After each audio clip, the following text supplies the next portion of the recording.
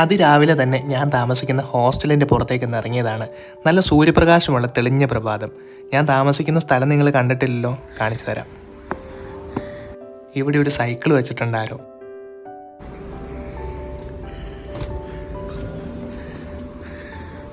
Hi. So നമ്മളെത്തിയിരിക്കുകയാണ്. ഇവിടെ shoe വെക്കാൻ വേണ്ടിയിട്ട് പ്രത്യേക സ്ഥലമുണ്ട്. ഷൂ ഇവിടെ വെച്ചിട്ട് നമുക്ക് അകത്തേക്ക് പോവാം. ഇതാണ് റിസപ്ഷൻ. ഇവിടെ പൂച്ചകളുടെ കൂട് വെച്ചിട്ടുണ്ട്. റിസപ്ഷനിൽ ആരും ഇല്ലയെന്ന് തോന്നുന്നു. ഇവിടെ ആരോ ഉണ്ട്. ഇതാണ് നമ്മുടെ ഹോസ്റ്റലിലെ കെയർ ടേക്കർ. ഇവിടെ ആളിരുന്ന് വർക്ക് ചെയ്യുന്നുണ്ട്. ഇതിവിടുത്തെ കിച്ചൺ ഏരിയ ആണ്. നമുക്ക് അത്യാവശ്യം സാധനങ്ങൾ കൊണ്ടുവന്ന് ഇവിടെ വന്ന് ഫുഡ് കുക്ക് ചെയ്ത് കഴിക്കാം. ഇവിടെ ഒരു നിലയും കൂടി ഉണ്ട് ഹോസ്റ്റലിലേക്ക്. മുകളിലൊരു നിലയുണ്ട്. ഇവിടെ ഒരു ഡോർമെട്രി ഉണ്ട്. നമ്മൾ താമസിക്കുന്നത് ഇതിൻ്റെ ഡൗൺ സ്റ്റേഴ്സിലാണ്. നമുക്ക് ഡൗൺ സ്റ്റേഴ്സിലേക്ക് പോവാം. ഇന്നലെ വൈകിട്ട് എൻ്റെ ഒരു ടീഷർട്ട് വാഷ് ചെയ്യാൻ ഇട്ടിട്ടുണ്ടായിരുന്നു. അത് ഡ്രൈ ആയെന്ന് നോക്കണം. സോ മിക്സ്ഡ് ഡോമിലാണ് താമസിക്കുന്നത്. ഇതാണ് നമ്മുടെ Irfan ബോൻ. You were calling me, right? I got it. Yeah, it was very nice. It was sunny. രാവിലെ നല്ല മഴയായിരുന്നു. അതായത് രാവിലെ മഴ പെയ്തെന്ന് തോന്നില്ല ഇപ്പോഴത്തെ പ്രകൃതി കണ്ടു കഴിഞ്ഞാൽ. ഇപ്പം ഞാൻ ഇറങ്ങി അതേ പറഞ്ഞു. ഞാനിപ്പോൾ ഞാൻ ഫോട്ടോ കാണിച്ചു വേനൽക്കാലത്ത് നിൽക്കുന്ന പോലെ. ഗൈസ്, ഇതാണ് നമ്മുടെ ബെഡ്റൂം. ഇതാണ് എൻ്റെ ബെഡ്റൂം. തലങ്കോലായിട്ട് കിടക്കുകയാണ്. So there was one more guy and is not here actually. ഇന്ന് അന്തരീക്ഷത്തിന് നല്ല ചൂടുണ്ട്. വെളുപ്പിന് 4 മണിക്കൊക്കെ നല്ല മഴയായിരുന്നു. പക്ഷെ ഒരു 10 മണിയൊക്കെ ആയപ്പോഴേക്കും ഇന്നാണോ മഴ പെയ്തത് എന്ന് തോന്നുന്ന വിധത്തിൽ കാലാവസ്ഥ മൊത്തത്തിലങ്ങ് മാറി. തൊട്ടടുത്ത സ്ട്രീറ്റിൽ കൂടി നടക്കുകയാണ്. നമ്മളിപ്പോൾ നടക്കുന്ന വഴിയുടെ ഇടതുവശത്ത് ഒരു റെസ്റ്റോറൻറ്റ് ഏരിയയാണ്. നിരവധി റെസ്റ്റോറൻറ്റുകൾ നമുക്ക് ഈ ഏരിയയിൽ കാണാനായിട്ട് സാധിക്കും. തൊട്ടടുത്ത് കാണുന്നത് ഒരു ജോർജിയൻ റെസ്റ്റോറൻ്റ് ആണ്. ഇന്നലെ വൈകുന്നേരം ഞാനിവിടെ വന്ന് തനത് ജോർജിയൻ ഷഷ്ലിക്ക് കഴിച്ചിരുന്നു. നിരവധി ആളുകൾ രാവിലെ ഭക്ഷണം കഴിക്കാൻ വേണ്ടി വന്നിട്ടുണ്ട്. അപ്പോൾ നമ്മൾ പോകുന്നത് കുറച്ച് ചരിത്ര പ്രാധാന്യമുള്ള സ്ഥലങ്ങൾ സന്ദർശിക്കാൻ വേണ്ടിയിട്ടാണ്. ചരിത്രപരമായ കുറച്ച് നിർമ്മിതികൾ സന്ദർശിക്കാൻ വേണ്ടിയിട്ടാണ് പോകുന്ന വഴിയിൽ ബസ് കിട്ടുമെന്ന് നോക്കണം. അത് നോക്കി ഒരു ജംഗ്ഷനിലേക്ക് എത്തിയതാണ്. ഇത് കണ്ടോ, ഇവിടെ ഒരു അമ്മൂമ്മ ഇരുന്ന് ഫ്ലവർ വയ്ക്കുന്നത്. രാവിലെ ബ്രേക്ക്ഫാസ്റ്റ് കഴിക്കാൻ വേണ്ടി ഒരു സ്ഥലം അന്വേഷിച്ച് നടക്കുകയാണ് ഞങ്ങൾ രണ്ടുപേരും. അങ്ങനെ ഒരു സൂപ്പർ മാർക്കറ്റ് കണ്ടുപിടിച്ചു. ഇനി അവിടെ പോയിട്ട് നമുക്ക് എന്താ കിട്ടുക എന്ന് നോക്കണം. ഇവിടെ സൂപ്പർ മാർക്കറ്റിൽ ബ്രെഡിൻ്റെ ഒരു വെറൈറ്റി തന്നെയുണ്ട്. ഈ കാണുന്നത് സംസ എന്ന് പറയുന്നൊരു പലഹാരമാണ്. കസാക്കിസ്ഥാനിൽ പോപ്പുലർ ആയിട്ടുള്ളൊരു പലഹാരമാണിത്. നമ്മുടെ സമോസ പോലെ തന്നെ അതിനകത്ത് ഫില്ലിംഗ് ഒക്കെ വെച്ചിട്ടുള്ള ഒരു പലഹാരം. ഇവിടെ വരുമ്പോൾ കണ്ടോ, കുറേ ഐറ്റംസ് ഉണ്ട്. ഇതിൽ വെജിറ്റബിൾസ് ഉണ്ടാകും, കുതിരമാംസം ഉണ്ടാകും, ചിക്കൻ ഉണ്ടാകും. ഇവിടുത്തെ സ്റ്റാഫിനോട് പറഞ്ഞു കഴിഞ്ഞാൽ നമുക്ക് ആവശ്യമുള്ളത് തൂക്കി പാക്ക് ചെയ്ത് അത് പെക്ക് ചെയ്തിട്ട് തരും. വളരെ വിലക്കുറവാണ് ഇവിടെ. ഞങ്ങൾ 2 സംസ വാങ്ങിച്ചിട്ട് അത് സ്ട്രീറ്റിൽ ഇരുന്നുകൊണ്ട് കഴിച്ചു. ഭക്ഷണം കഴിച്ച ശേഷം ബസ് സ്റ്റോപ്പിലേക്ക് നടക്കുകയാണ്. ഇവിടെ ധാരാളം ബസ്സുകളുണ്ട്. അതായത് ഇവിടെ ഒരു ബസ് ബുക്ക് ചെയ്യണമെങ്കിൽ യാൻഡെക്സ് എന്ന് പറഞ്ഞിട്ടൊരു ആപ്ലിക്കേഷൻ ഉണ്ട്. ഈ ആപ്ലിക്കേഷൻ ഡൗൺലോഡ് ചെയ്തിട്ട് നമുക്ക് നോക്കാം ഏത് ഏരിയയിലേക്ക് പോകുന്ന ബസ്സാണ്, ഏത് ബസ് സ്റ്റോപ്പിലാണ് വരുന്നത് എന്നുള്ള കാര്യങ്ങൾ വളരെ ഡീറ്റെയിൽഡ് ആയിട്ട് കൊടുത്തിട്ടുണ്ടാവും. അത് സെലക്ട് ചെയ്ത് പർട്ടിക്കുലർ ബസ് സ്റ്റോപ്പിൽ പോയി നിൽക്കുക. അപ്പോൾ ബസ്സുകൾക്ക് ഓരോ നമ്പർ ഉണ്ടാവും. ഈ നമ്പർ അനുസരിച്ചിട്ടാകും ബസ്സുകൾ നമുക്ക് ഐഡൻറ്റിഫൈ ചെയ്യാനായിട്ട് പറ്റുക. ഞാൻ ബസ്സിന് പോകാതെ നടന്നു പോകാനായിട്ട് തീരുമാനിച്ചു. കാരണം നമ്മളിന്ന് പോകുന്ന സ്ഥലത്തേക്ക് നടന്നു പോകാനുള്ള ദൂരമുള്ളൂ. നേരെ മുന്നിൽ കാണുന്നതാണ് പാൻഫിലോ പാർക്ക്. ഒരു യൂറോപ്യൻ ശൈലിയിലാണ് ഇതിൻ്റെ നിർമ്മാണം നടത്തിയിരിക്കുന്നത്. ഇവിടെ ധാരാളം വൃക്ഷങ്ങൾ കാണാനായിട്ട് സാധിക്കും. ഇവിടെ ഒരാൾ ലൈറ്റ് നന്നാക്കുന്നതുണ്ടോ. 18 ഹെക്ടർ പ്രദേശത്ത് വ്യാപിച്ചു കിടക്കുന്ന ഒരു ഉദ്യാനമാണിത്. ഇതിൻ്റെ ഇടയിലൂടെ നടപ്പാതകളും പാതയോരത്ത് ബെഞ്ചുകളും വിശ്രമിക്കാനുള്ള സൗകര്യങ്ങളൊക്കെയുണ്ട്. ഈ പാർക്കിനകത്തെ ഒരു ചരിത്ര നിർമ്മിതി കാണാൻ വേണ്ടിയിട്ടാണ് നമ്മൾ പോകുന്നത്. സോവിയറ്റ് സൈന്യത്തിലെ ഒരു ജനറലും 2ാം ലോക മഹായുദ്ധത്തിൽ സോവിയറ്റ് ഹീറോയുമായിരുന്ന ഇവാൻ വെസ്ലേവിച്ച് പാൻഫിലോവിൻ്റെ നാമത്തിലുള്ള പാർക്കാണിത്.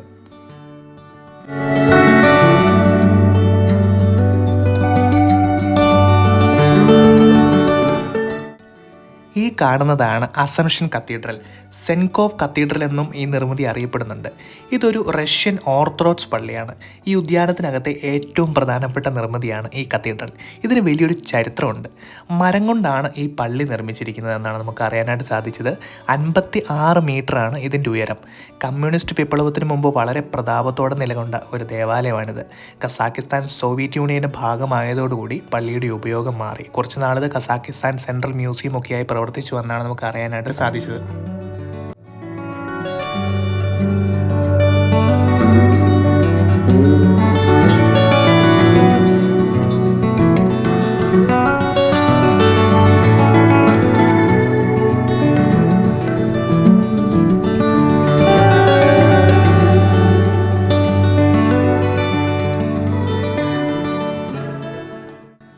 ഇവിടെ കണ്ടോ, എന്തോ റഷ്യൻ ഭാഷയിൽ എഴുതി വെച്ചിട്ടുണ്ട്. കത്തീഡ്രലിനെ കുറിച്ചായിരിക്കണം.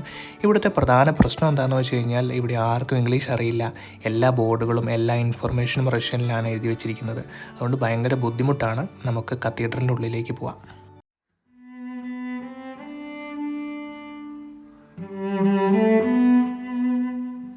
ദേവാലയത്തിനകത്തേക്ക് കയറി ചെല്ലുമ്പോൾ ഇതാണ് കാഴ്ച. ഇതിൻ്റെ ജാലകങ്ങളൊക്കെ വളരെ കളർഫുള്ളാണ്. ഇതിൻ്റെ ഡിസൈൻസൊക്കെ നോക്കിക്കേ, എല്ലാം സ്വർണത്തിൻ്റെ ഒരു ഷെയ്ഡാണ്. ഇവിടെ തിരികൾ കത്തിച്ചിരിക്കുന്നത് കാണാൻ നല്ല ഭംഗിയാണ്. ഇവിടെ കുറച്ച് ആളുകൾ നിൽപ്പുണ്ട്. ഇതിൻ്റെ സൈഡിലായിട്ട് കുറച്ച് പ്രാർത്ഥനാ പുസ്തകങ്ങൾ വെച്ചിട്ടുണ്ട്. വരുന്നവർക്ക് ഈ പ്രാർത്ഥനാ പുസ്തകങ്ങൾ എടുത്ത് അകത്ത് പോയി പ്രാർത്ഥിക്കാം. പക്ഷേ ഇതിൻ്റെ പ്രശ്നം എന്താണെന്ന് വെച്ചാൽ എല്ലാം റഷ്യൻ ഭാഷയിലാണ് എഴുതി വെച്ചിരിക്കുന്നത്.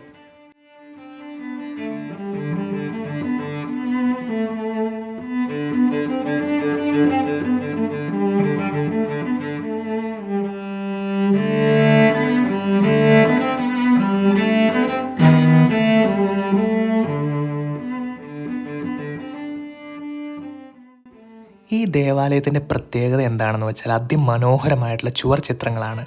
ഐക്കണോസ്റ്റാസിസ് എന്നറിയപ്പെടുന്ന അലങ്കാര ചിത്രങ്ങളാണിവ. ഐക്കൺ ചിത്രങ്ങൾ കൊണ്ട് പള്ളി ആകെ അലങ്കരിച്ചിരിക്കുകയാണ്. സ്വർണവും തിളങ്ങുന്ന വർണ്ണങ്ങളും എല്ലാമായിട്ടാണ് ഈ അലങ്കാരങ്ങൾ. സാധാരണ ഓർത്തഡോക്സ് പള്ളിയുടെ അൾത്താര ഏകദേശം എല്ലായിടത്തും ഇങ്ങനെ തന്നെയാണ്. പ്രതിമകൾ ഉണ്ടാവില്ല, പക്ഷേ ധാരാളം ചിത്രങ്ങളുണ്ടാകും. ചിത്രങ്ങളെല്ലാം ഒരു സ്വർണ്ണ തനിമയിലായതുകൊണ്ട് എല്ലാം കാണാൻ നല്ല ഭംഗിയാണ്. ഇവിടെ യേശുക്രിസ്തുവിൻ്റെയും കന്യകാമറിയത്തിൻ്റെയും അതുപോലെ തന്നെ വിശുദ്ധരുടെയും ഒക്കെ ചിത്രങ്ങൾ ഇങ്ങനെ സ്വർണം കൊണ്ട് അലങ്കരിച്ചിരിക്കുകയാണ്. എല്ലാവരും സ്വർണ്ണമയം മൊത്തത്തിൽ. കന്യകാമറിയത്തിൻ്റെ രൂപത്തിന് മുമ്പിൽ നിന്ന് ഒരു റഷ്യൻ യുവതി പ്രാർത്ഥിക്കുന്നതാണ് നമുക്ക് കാണുന്നത്.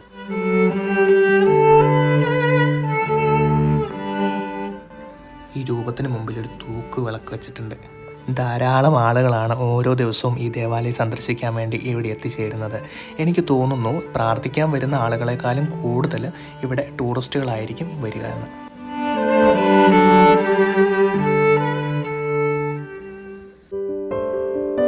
ദേവാലയത്തിനുള്ളിലെ കാഴ്ചകൾ കണ്ട് നേരെ പുറത്തേക്ക് ഇറങ്ങി ഉദ്യാനത്തിലൂടെ നടക്കാനായിട്ട് തീരുമാനിച്ചു. അവിടെ ദൂരെ പ്രാവുകൾ ഇങ്ങനെ പറക്കുന്നത് നമുക്ക് കാണാനായിട്ട് സാധിക്കും. ഇതാണ് ദേവാലയത്തിൻ്റെ പുറകുഭാഗം. ഈ നിർമ്മിതി നേരിൽ കാണുമ്പോൾ ഇത് മുഴുവൻ മരം കൊണ്ടാണ് നിർമ്മിച്ചിരിക്കുന്നത്. നമുക്ക് വിശ്വസിക്കാനായിട്ട് സാധിക്കില്ല. വളരെ മനോഹരമാണ് ഇതിൻ്റെ താഴികക്കുടങ്ങളൊക്കെ. കുറച്ചുകൂടെ മുന്നിലേക്ക് നടക്കുമ്പോൾ ഇവിടെ പ്രാവിൻ്റെ കൂട്ടങ്ങളെ കാണാനായിട്ട് സാധിക്കും. ഒരാൾ നിന്ന് പ്രാവുകൾക്ക് തീറ്റ എറിഞ്ഞു കൊടുക്കുന്നു.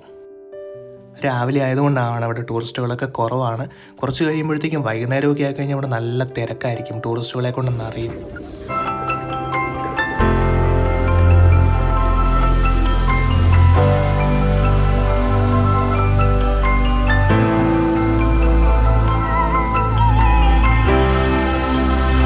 ഇവിടെ ഒരു കൊച്ചു കൂട്ടുകാരൻ പ്രാവിൻ്റെ കൂടെ കളിക്കുന്നത് കണ്ടോ.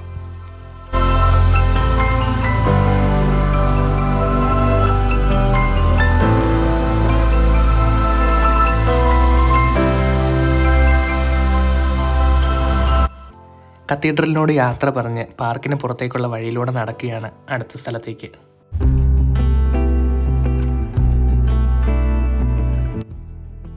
ഈ റൈറ്റ് സൈഡിൽ കാണുന്നതാണ് ഇവിടുത്തെ ഗ്രീൻ മാർക്കറ്റ്. അൽമാട്ടി സിറ്റിയിലെ ഏറ്റവും വലിയ മാർക്കറ്റാണിത്.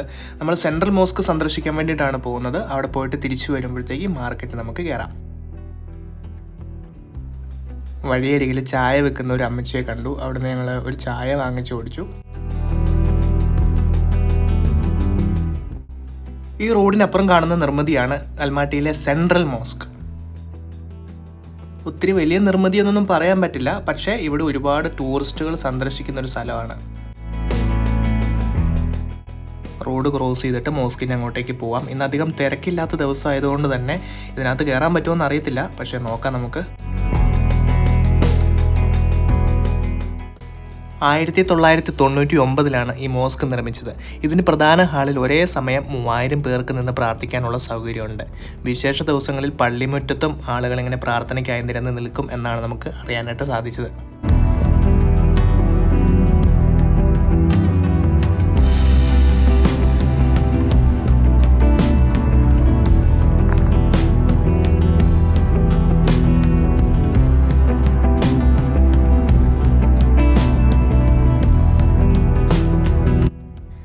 ഞാൻ പള്ളിയുടെ അകത്ത് കയറാൻ വേണ്ടി നോക്കി, പക്ഷേ ഇവിടെ ആളുകൾ നിസ്കരിക്കുന്ന സമയമാണ്.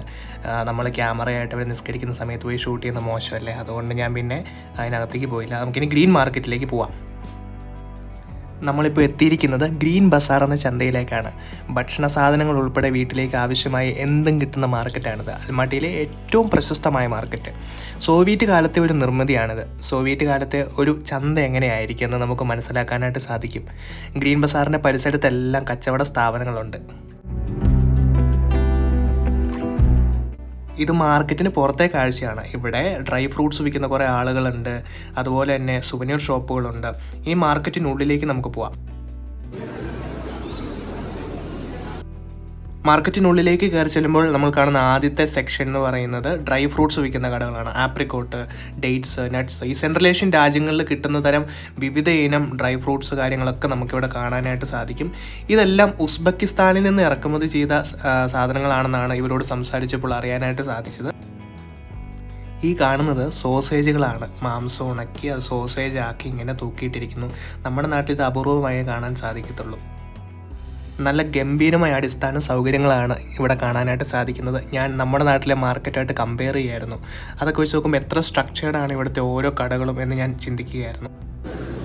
വിവിധ തരത്തിലുള്ള മത്സ്യങ്ങളും അതുപോലെ തന്നെ വിവിധ തരം പഴങ്ങളും, നമ്മുടെ നാട്ടിലൊന്നും കാണാൻ കഴിയാത്ത ടൈപ്പ് പഴങ്ങളും നമുക്കിവിടെ കാണാനായിട്ട് സാധിക്കും. അടുത്ത സെക്ഷനിലേക്ക് ചെല്ലുമ്പോൾ ഇവിടെ മൊത്തം ഇറച്ചിക്കടകളാണ്. മാംസം, അതായത് ബീഫ്, പോർക്ക്, ചിക്കൻ അധികം കാണാനായിട്ട് സാധിച്ചില്ല, കാരണം ചിക്കൻ വേറെ സെക്ഷനാണെന്ന് തോന്നുന്നു. ഈ കാണുന്നതെല്ലാം ബീഫിൻ്റെ ഓരോ വെറൈറ്റിയാണ്. ഇത് നമ്മൾ അധികം കാണാത്തൊരു മാംസമാണ്. എന്താണെന്നറിയോ? ഇത് കുതിരയുടെ മാംസമാണ്. നമ്മുടെ ഇന്ത്യയിലൊന്നും കാണാൻ സാധിക്കത്തില്ല കുതിര മാംസം. കസാഖിസ്ഥാനിലെ ജനത കുതിരകളെ അധികമായിട്ട് വളർത്തുന്നുണ്ട്. അപ്പോൾ അവരുടെ മാംസത്തിന് വേണ്ടിയും കുതിരപ്പാലിന് വേണ്ടിയൊക്കെ വളർത്തുന്നുണ്ട്. അപ്പോൾ കുതിരയുടെ ഓരോ പാർട്സാണ് നിങ്ങൾ കണ്ടുകൊണ്ടിരിക്കുന്നത്. ഞാൻ വിചാരിക്കുന്നത് എന്ത് വൃത്തിയായിട്ടാണ് ഇവർ ഓരോ കാര്യങ്ങളും കൈകാര്യം ചെയ്യുന്നത്. ഇതൊരു ഇറച്ചിക്കടയാണെന്ന് നമുക്ക് ഫീൽ ചെയ്യത്തില്ല. അതുപോലെ നല്ല വൃത്തിക്കാണ് ഇവർ ഓരോ കാര്യങ്ങൾ ചെയ്യുന്നത്. കണ്ടോ, കുതിരയുടെ പാട്ടുകളാണ്, കുതിര മാംസത്തിൻ്റെ ഓരോരോ ഭാഗങ്ങളാണ്. അതിൻ്റെ തല, അതിൻ്റെ വാല് കണ്ടോ. പന്നിയുടെ തല ഇവിടെ വെട്ടി വെച്ചിരിക്കുന്നു. ഇത് പന്നി മാംസത്തിൻ്റെ സെക്ഷനാണ്. 2 പന്നിക്കുട്ടന്മാർ ഇവിടെ ഇരിക്കുന്നത് കണ്ടോ. നല്ല രസമുണ്ട് കാണാൻ. ഇവിടുന്ന് ഇത് കാണുന്നത് സോസേജാണ്. കുതിരകളുടെ മാംസം ഉണക്കി അത് സോസേജ് ആക്കി വെച്ചിരിക്കുകയാണ് ഇവിടെ. നമുക്ക് ഇവരോട് ചോദിച്ചു കഴിഞ്ഞ് കഴിഞ്ഞാൽ അവർ സാമ്പിൾ ടെസ്റ്റ് ചെയ്യാൻ വേണ്ടി തരും. നമുക്കത് കഴിച്ചിട്ട് നമുക്കത് താല്പര്യം ഉണ്ടെങ്കിൽ ഇവരുടെ കയ്യിൽ നിന്ന് വാങ്ങാം. വില ഇച്ചിരി കത്തിയാണ്. കുറച്ച് അധികം വില ഇവർ പുറമെ വരുന്ന രാജ്യക്കാരോട് ഈടാക്കാറുണ്ട്, പ്രത്യേകിച്ച് ഇന്ത്യക്കാരോട്. നമ്മൾ വില പേശാനൊക്കെ ഭയങ്കര മിടുക്കന്മാരാണ്. നമുക്ക് അങ്ങനെ തർക്കിച്ച് വില മാറ്റിയെടുക്കാൻ പറ്റും. പക്ഷേ എന്നിരുന്നാലും ഇവർ അത്യാവശ്യം നല്ല വിലയാണ് അവിടെ ചാർജ് ചെയ്യുന്നത്, പ്രത്യേകിച്ച് കുതിര മാംസത്തിന്. കാരണം നമ്മുടെ നാട്ടിൽ ഒരിക്കലും ഈ കുതിര മാംസം നമുക്ക് കിട്ടത്തില്ല. ഇങ്ങനെയുള്ള സെൻട്രൽ ഏഷ്യൻ രാജ്യങ്ങളിൽ വന്നു കഴിഞ്ഞാൽ ഈ കുതിര മാംസം നമുക്ക് കാണാനായിട്ടെങ്കിലും സാധിക്കത്തുള്ളൂ. കണ്ടത് വളരെ ശാസ്ത്രീയമായിട്ടാണ് ഇവരിത് സൂക്ഷിച്ചിരിക്കുന്നത്.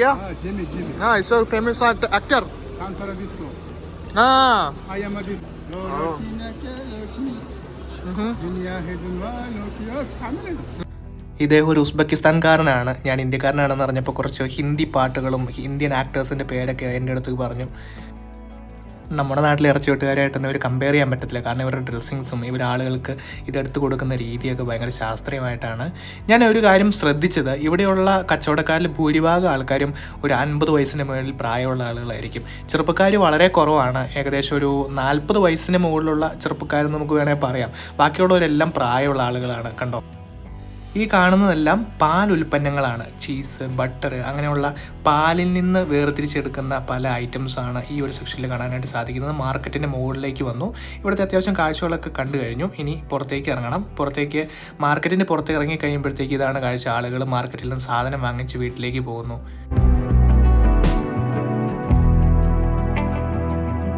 ഗ്രീൻ ബസാറിൻ്റെ കാഴ്ചകൾ കണ്ട ശേഷം തിരിച്ച് ഹോസ്റ്റലിലേക്കുള്ള വഴിയിലാണ്.